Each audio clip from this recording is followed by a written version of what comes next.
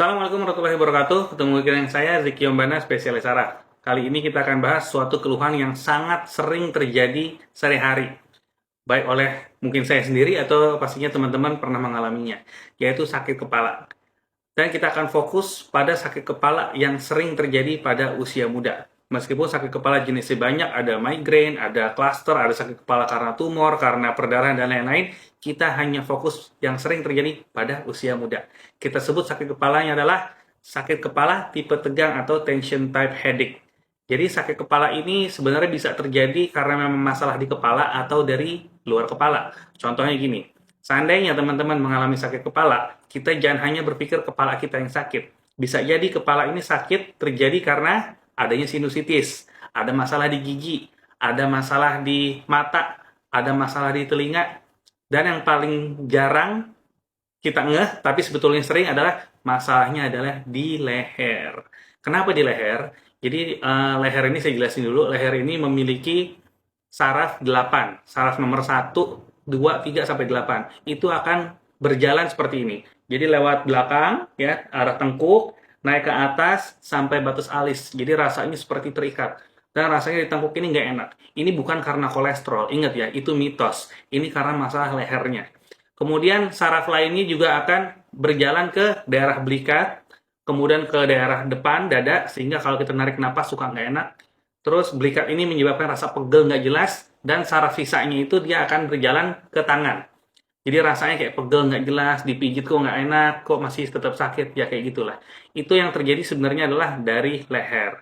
Ini sering terjadi pada usia muda karena kenapa? Sebenarnya ini karena kebiasaan kita sendiri dan kebiasaannya receh banget loh.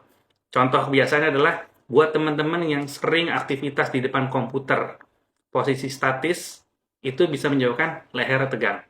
Kemudian untuk teman-teman lagi yang sering punya kebiasaan kretek-kretekin leher nih, krek, nah kayak gitu, itu nggak boleh. Karena bisa menyebabkan saraf terjepit di leher dan menyebabkan sakit kepala. Kemudian ada lagi misalnya orang-orang yang sering nunduk lama. Nunduk lama ini terjadi pada orang-orang yang sering nulis, baca, dan zaman sekarang adalah gadget. Ini berjam-jam, akumulasi beberapa hari akan menyebabkan tulang leher bermasalah dan sakit kepala. Sakit kepala ini bukan sakit kepala doang, tapi dia biasanya ada ada gejala tambahan berupa kayaknya oleng, kayak mabuk laut. Nah, seperti itu. Jadi paling sering ternyata dari leher.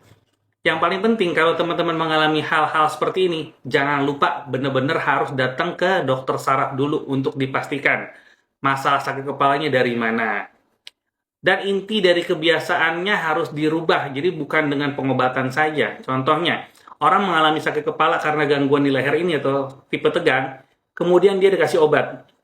Tapi dengan obat saja, tapi kebiasaannya nggak dirubah, olahraganya masih kurang, bunyiin kertak-kertakin lehernya masih sering, kemudian nunduknya main handphone atau gadget masih sering, ya nggak akan baik itu ya.